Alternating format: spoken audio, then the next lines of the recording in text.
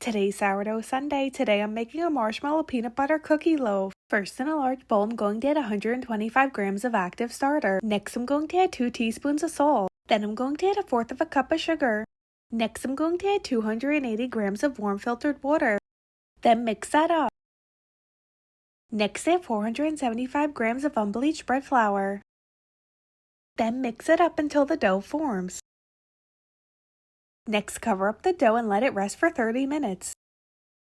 After the 30 minutes, I'm going to do my first round of stretch and folds, which just means I'm going to lift up the dough and place it on itself, and then I'm going to cover the dough back up and let it rest for 30 minutes in between each round. Now I'm doing my last round of stretch and folds, and then I'm going to cover the dough back up and let it rise for 6 to 8 hours or until it doubles in size. Now the dough has doubled in size, I have it on a flour counter. I'm going to spread it out into like a rectangle shape. Then I'm going to spread some marshmallow cream onto the dough.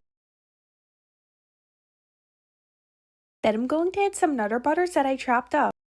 Next, I'm going to fold over one side of the dough and then spread some more marshmallow cream and sprinkle some more Nutter Butters on top.